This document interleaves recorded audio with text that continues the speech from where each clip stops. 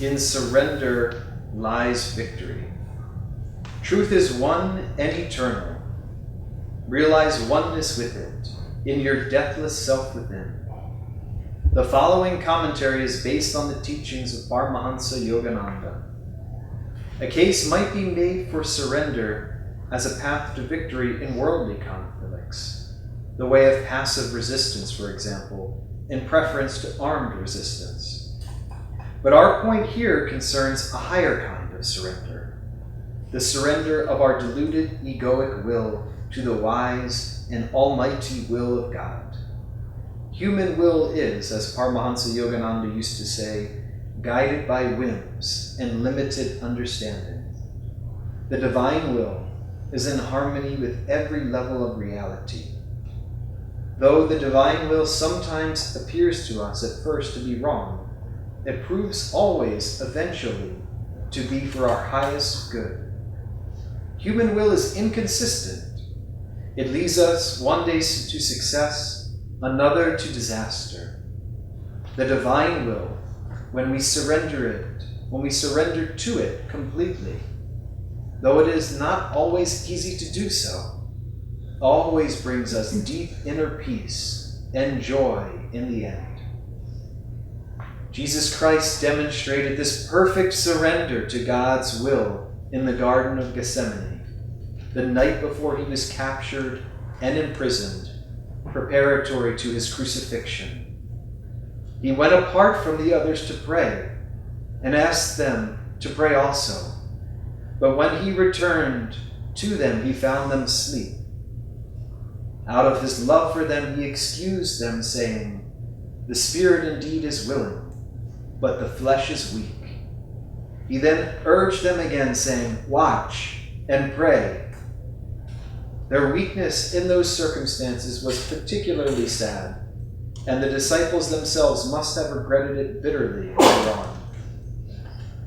We all know the symptoms of human weakness, though we may excuse them in ourselves, saying, "Well, after all, I'm only human." But what are the signs of true strength? We find in all cases that these are the fruit of a life wholly surrendered to God. The Bhagavad Gita lists these signs in the 13th chapter: humbleness, truthfulness, harmlessness, patience and honor, reverence for the wise, purity, constancy, control of self, contempt for sense delights, self-sacrifice, perception of the certainty of ill, in birth, old age, and frail mortality, disease, the ego's suffering and sin, detachment, lightly holding thoughts of home, children and wife, those ties which bind most men, an ever tranquil heart, heedless of good or adverse fortune, with the will upraised to worship me alone unceasingly, loving deep solitude and shunning noise of foolish crowds, calm focus on the self, perceived within and in infinity. These qualities reveal true wisdom, Prince. All that is otherwise is ignorance. Thus, through Holy Scripture, God has spoken to mankind. As he read every one of those qualities from the Bhagavad Gita, I was thinking of Los Angeles, and I don't think I saw any of them here. Our Guru, Paramahansa Yogananda, as most of you know, said that Los Angeles will become, I don't know, the Benares of the West. And I don't really know what that means, except that he lived here, and people are coming from all over the world to experience that vibration as we ourselves have come. We from Seattle are gentle folk. I'm from California originally, Monterey, a little less intense than Los Angeles, which intimidates me a lot. But anyway, I am from California. So some years ago in Seattle, Padma and I went down to the waterfront there to enjoy the water of Puget Sound, and we were on our way home back to the Ananda community there. And there's a 5-way stop. Remember it there? And that five-way stop, I still had some of my California driving habits. I'm a little impatient. And so all five people were stopped. After you. That's how it is in Seattle. Finally, I got annoyed. I said, the heck with it. I punched it and zoomed out through the intersection. I got pulled over by a cop who said, that wasn't polite.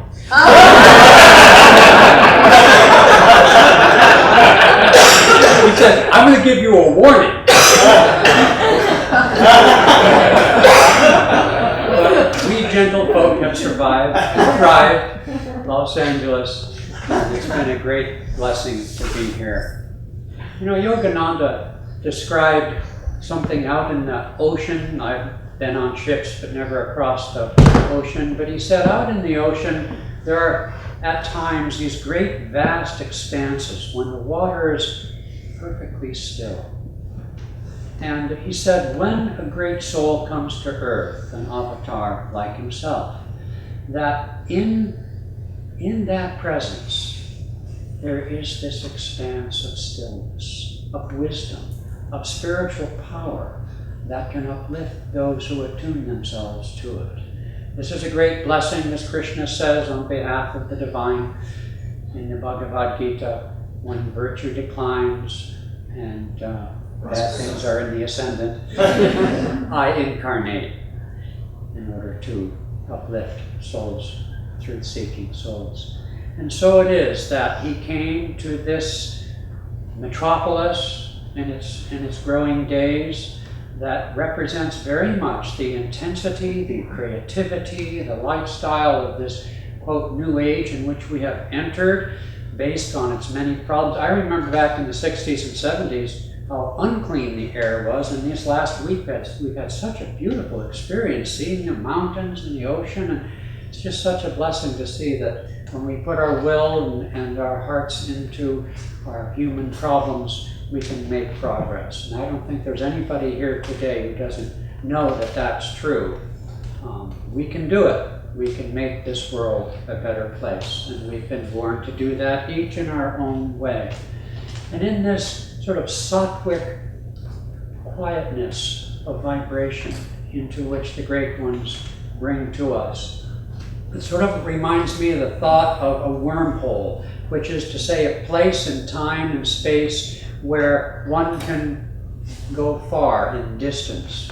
And what I feel here is we've been meditating at these different places where Yogananda lived, and it's like, okay, there's the tree where he sat and meditated and entered samadhi. Well, places like that are like these vortices, these entry points where you can feel that vibration. And yet, at the same time, he isn't here.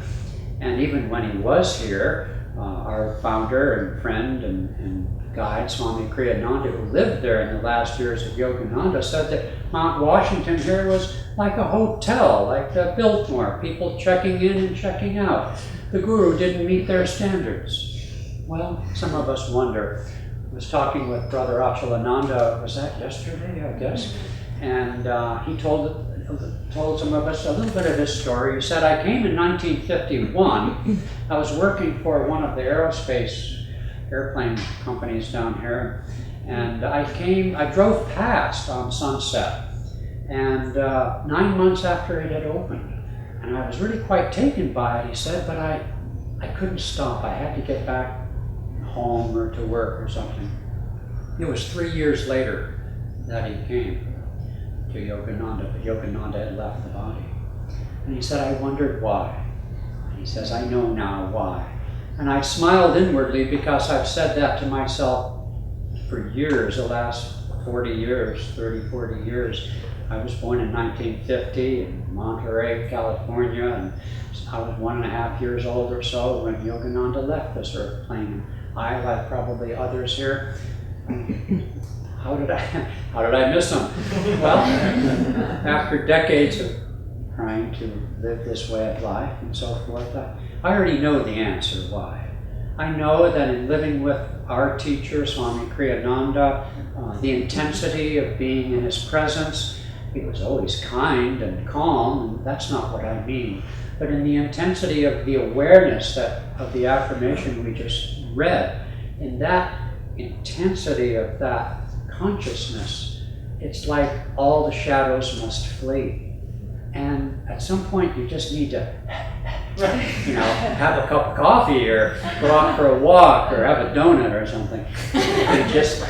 You can't stay in that intensity long enough. It takes a while to build up. It's like the example I've always enjoyed. I see the movie about 1996 on Mount Everest. Remember all those people died?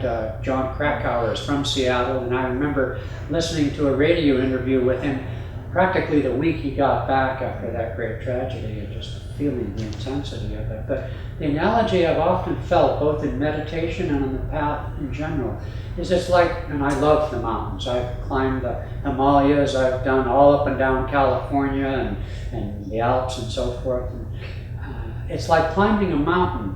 Not only do you need to focus and be completely present, which I think is the main reason most people do these things. It certainly was for me in my youth. But not only that, but you need to develop the capacity to survive with less and less oxygen. And what do we mean by oxygen? What we mean by that is the restlessness that a great metropolis like Seattle and anywhere in the world, let's face it, they're all the same, expresses that intensity. I want experiences, and so on. I want to look at my smartphone every few seconds. All of that constant in motionness is a habit that grows upon us. And only as we grow in awareness and can hold our mind up and be still and know, which is why we come to these great silent, still vortices, these non-existent whirlpools. They're not really vortices, except that they are like these wormholes of peace in the gardens of Encinitas, overlooking the ocean, the vastness there. The outer beauty that we experience is reflective of the inner beauty of this transcendent wormhole into superconsciousness. Each of the places that we went. And yet, he's not here. What's the point of this? The point of this is to bring that memory, to get us used to being still without that oxygenation of activity, in order that we resurrect it, smriti, remember it in ourselves. Because whether it's Jesus Christ, Buddha, or Yogananda, the great ones don't come to show off. They come to help us to be that also. And thus it is people have gone, as Yogananda said at that Beverly Hills party in 1949, July something, 1949, go north, go south, go east and west. Because the antidote to humanity's challenges that we face today, yes, the practical details of the antidote to global warming and racism, okay, we can talk about those, but they have their source, the vortex of the consciousness that provides the openness to want to be peaceful, to want to live in harmony with nature, with the world around us, lies within us. And the light of yoga is spreading throughout the world, and Kriya Yoga, Raja Yoga, and the scientific tools which bring us to that peace, which we taste in these beautiful, limpid, still pools of consciousness that the great ones that Yogananda has implanted here in this great city and area.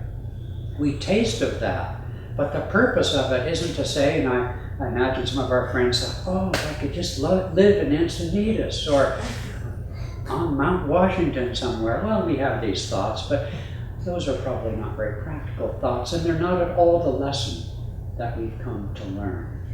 The lesson is the reminder that we are that Tathamasi. I think of those of you here living here, and how much time do you have to run up Mount Washington or out to Lake Shrine? Probably very little, I would guess. How often do you do that? Very infrequently, I would imagine, because it's in here that we seek it. And we have come at a distance, we've had to come at a distance, but nonetheless, we take it home with us. That's what we have to remember. To create, like our friend Casey Hughes, who admittedly lives in Encinitas, created that beautiful Balinese temple there where we meditated. The vibration there was the vibration of the stillness. We've created a beautiful temple in Seattle, and there's so much more to be done in our lives first, but as a gift to the world. It's the greatest thing. Probably none of us in this room is going to solve humanity's challenges by and of ourselves. But as we taste of, as we climb that mountain of stillness and put aside the need for oxygen, if you will, of restlessness, we are offering to the world that limpid pool of peace that is the greatest gift to humanity, the antidote for the intensity of the lives that we lead here on this planet today. And so we are very, very grateful for the opportunity to be here and to have as our hosts the two of you, to see the Ananda Center thriving. It's always a struggle. Nobody out that door wants to hear these things, wants to be peaceful. A very few people, let's admit it. And yet, as we live this way, we have so much to give and so much to share. So when we all here go back to Seattle, we go back as ambassadors. Our friends waiting back there want to hear the story. They want to taste the peace that we have tasted. This is our opportunity, our challenge, our obligation. And I know when I look at all of you here that we will do that in our way. And we will come back and we will see the peace here thriving and growing. We're most blessed. Thank you. I'd like to read to you Yogananda's words from Whispers from Eternity. Demand for balance. O Spirit, teach me to pray and worship incessantly with the deepest concentration. O Spirit, balance my meditation with devotion and purify my devotion with all surrendering love unto Thee. Well, the topic this morning is in surrender lies victory. And for those of you who know me, you know that our daughter just had a baby boy at Ananda Village on Thursday, on Reeman's birthday. And we were at the crypt on that day. It was very, very beautiful.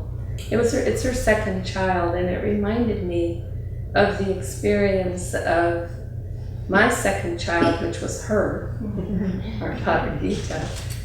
And the first birth had been very intense with our son, as birth tends to be for the vast majority of ladies. I've met a few through the years who said, oh, it was nothing, you know. I go, oh my God. For me, it was the hardest thing I'd ever done, you know, with physically and with all my focus and attention. So I remember saying after that first birth, I don't understand how any families can have more than one child on this planet, you know. And then 20 months later, I had my second child. You know, that veil of delusion. No, just a veil.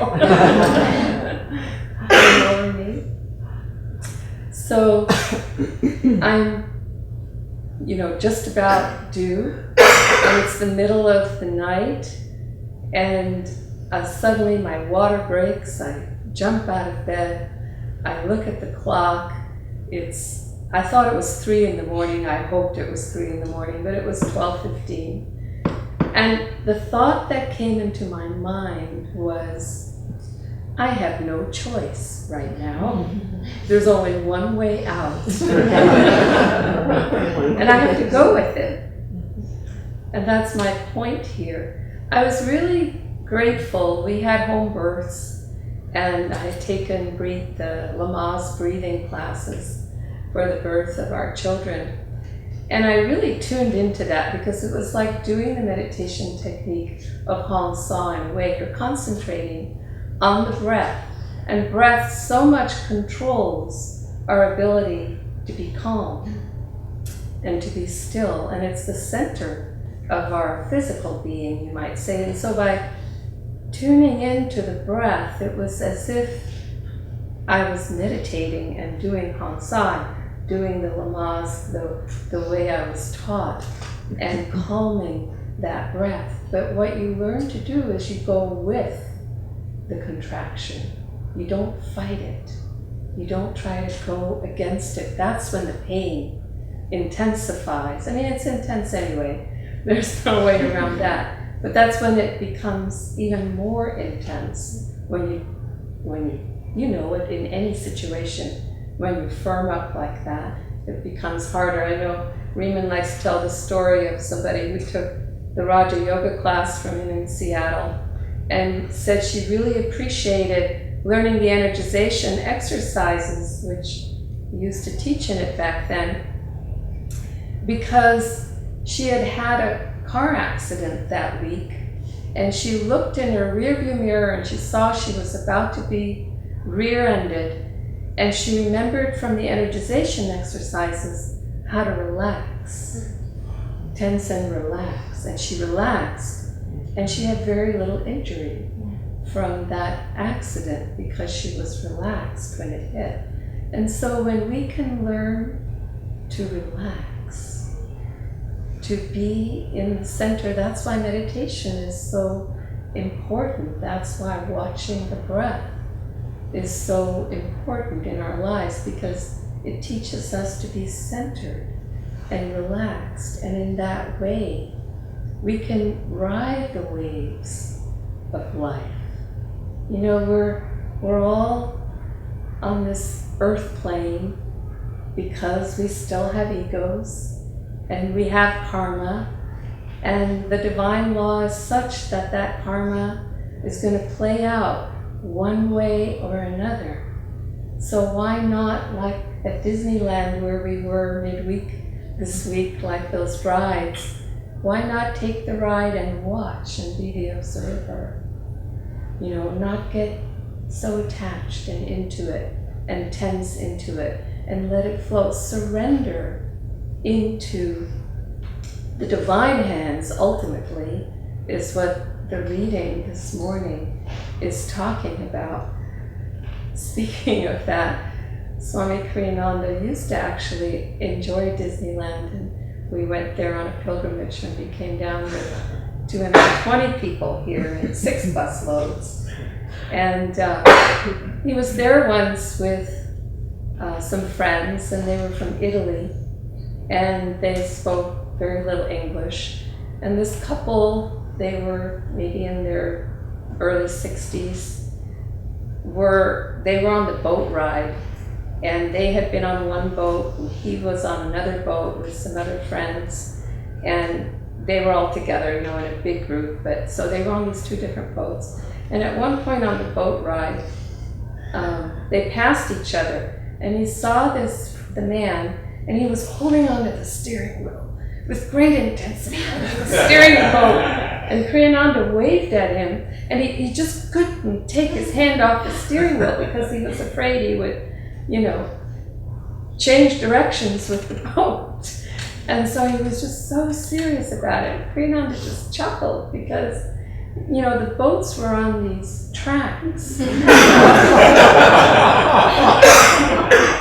And it didn't matter whether you had your hand on the steering wheel or not. It was going to go where it was going to go. And so that's how we live our lives. We tend to think we're in charge. The ego grabs it with both hands and, you know, tries to steer it as best it can.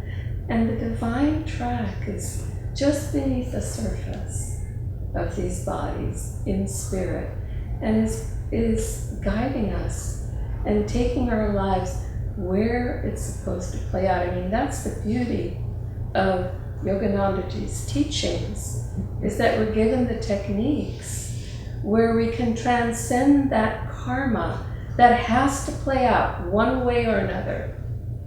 We can transcend that in meditation. That's why it's the jet plane route, the jet airplane route to God, because we can transcend that in meditation through Guru's grace, the combination of self-effort in meditation and Guru's grace can melt that karma into bliss, into spirit, into a neutral state. So we don't have to play it out outwardly as much, but as long as we do, the more we can learn to be centered in ourselves, the more, like in Hong Sa, the technique, we become the observer rather than the controller. And we can go with the waves of life and the tests of life and not be smashed down. I love body surfing. And the way you body surf is you go with the wave. If you try to fight it or go against it, you get knocked under. You wait for that wave and you catch it, and it just takes you all the way home. And so even our waves of karma, we can ride out in peace and in a state that neutralizes it rather than aggravates it, fights it, clashes it, and creates even more. We're not in control. God is in control. The ego thinks it's in control.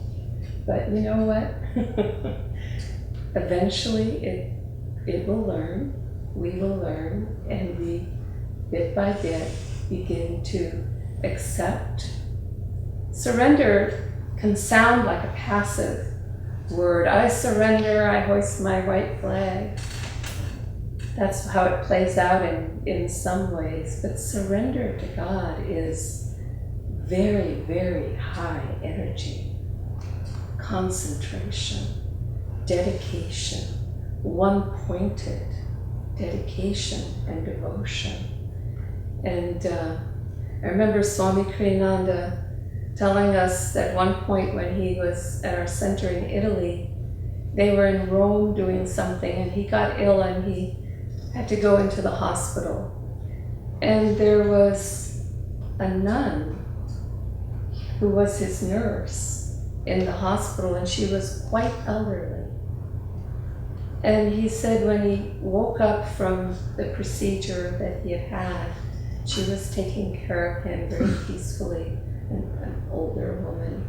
He said he felt such inspiration and purity by her attendance to him because she had lived a life in surrender to God. She had dedicated her life in that way. Many of us here try to dedicate our lives in that way. It doesn't mean we've got it. It doesn't mean it's perfect, but that's the intention, and that's the goal, you might say. You sort of want to jump in with all fours and say, okay, God.